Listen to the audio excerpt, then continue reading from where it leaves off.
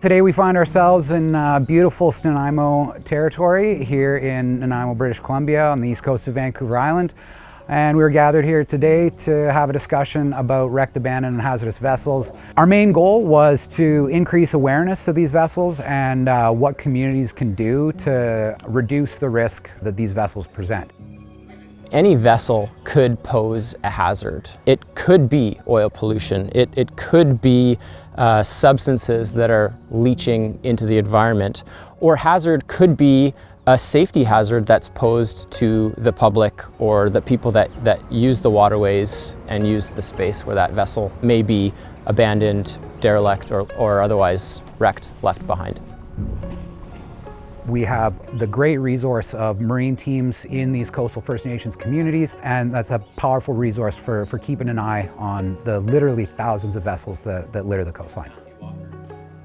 Coastal marine response teams, they're our neighbours on the coast, and historically they've been first responders in many incidents. They've spent lives and livelihoods on the water. They have knowledge and understanding of marine coastal waterways, of protected sites, of culturally significant sites that really lends to their ability to respond, not just for the safety of mariners and the general public, but also in protecting coastal waterways, protecting the marine environment to the benefit of those within those traditional territories, but also further reaching and serving Canadians more broadly.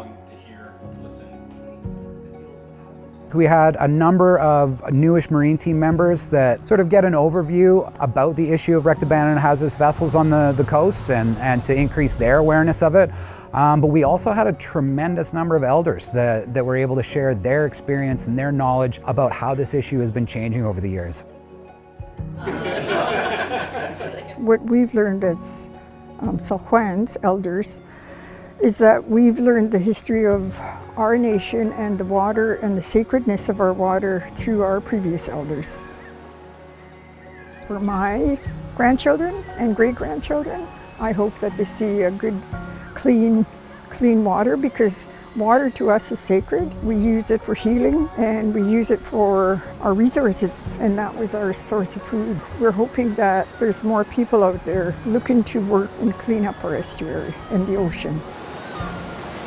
The initial pilot project was focused on doing capacity development to remove vessels from the water. But what we heard from our First Nations partners is that they would rather be involved in earlier stages and to be part of that decision-making process about what the next steps for these vessels are.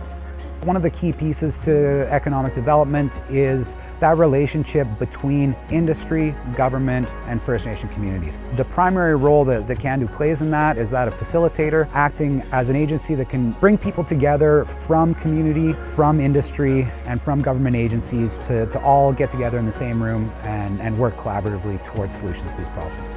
It's great to be part of this group and have these broad discussions about wrecked and hazardous vessels with those players and those at the table that really do impact how we plan for and address these vessels that are wrecked and hazardous now and are of current concern, but also how we build to do this better and plan to do this better in the future.